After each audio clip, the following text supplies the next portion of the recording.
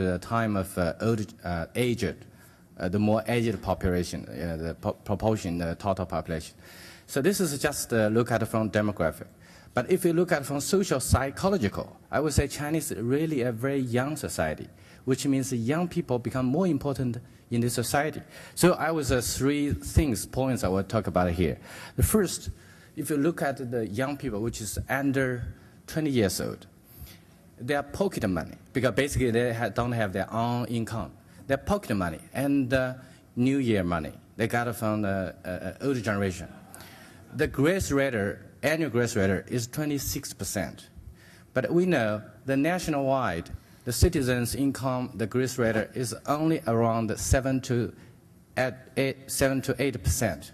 So which means relatively, the shareholder, the share of the family income, they become bigger and bigger. So this is, we can see, so-called direct purchasing power of the kids within the family. They become stronger.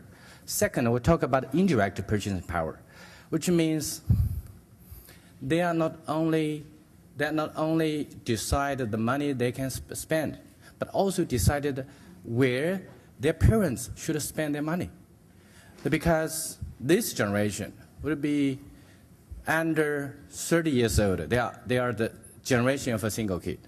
So which means before, Chinese structure of Chinese family is a pyramid. But now the pyramid is just the opposite, reversed. So it means within the family, the kids have a more power to talk about what they want. And all the family members want to please the kids. So that's why it's not the older generation, like grandparents, decided what kind of things the family need to purchase. It's the kids that decide what kind of things they need to purchase.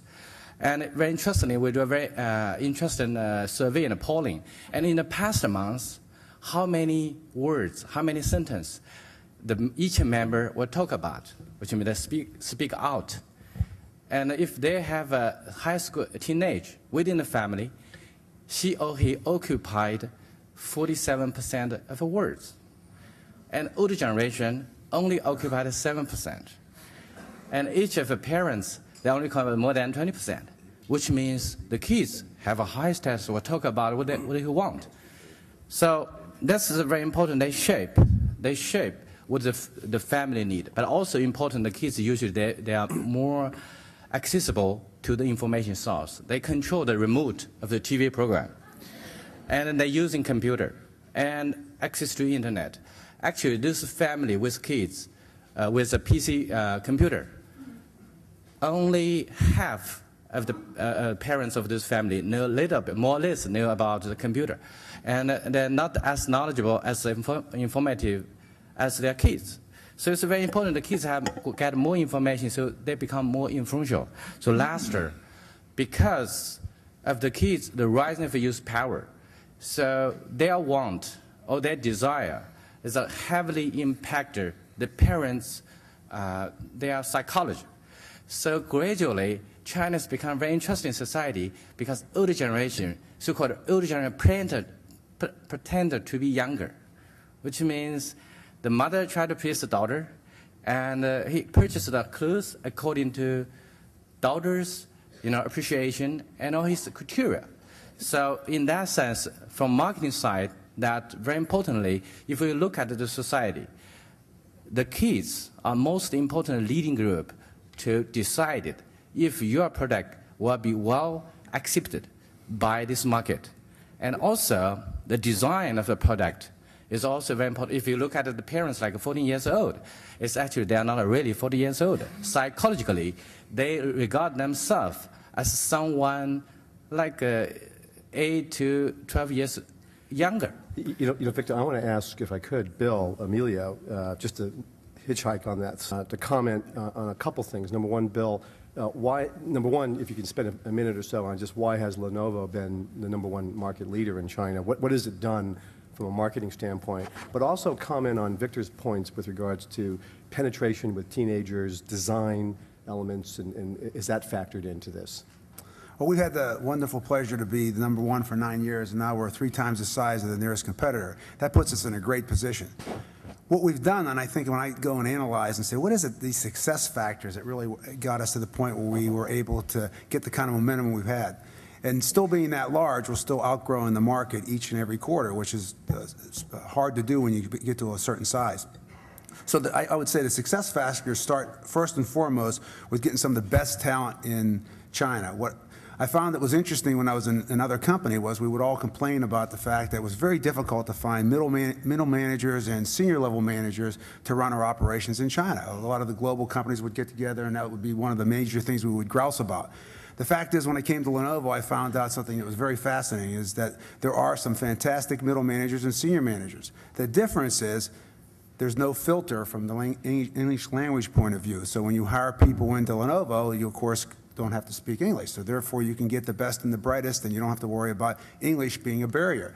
Other multinational companies have a much bigger difficulty because the only way they can communicate with their senior leaders in China is through the English language or through an interpreter. And most don't want to go through an interpreter.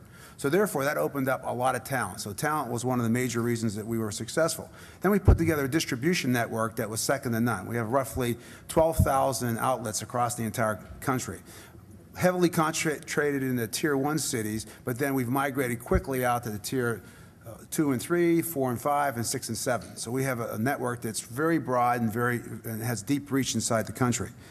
Then the culture that was set up was one I'd call and characterize as edgy. We have people that are very metrics driven. They put together business management systems that react on a day in, day out basis. Those of you who are familiar with the PC business know that we don't make much money.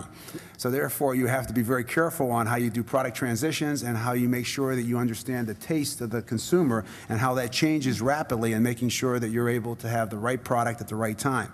On top of that, we had to build a supply chain that was fantastic. One of the things that's great in China is most of the suppliers are in China, so it makes it a little bit easier to set up an end-to-end supply chain that gets your products to your customer in time and don't have a lot of inventory in the channel, so you can get it to the customers very readily.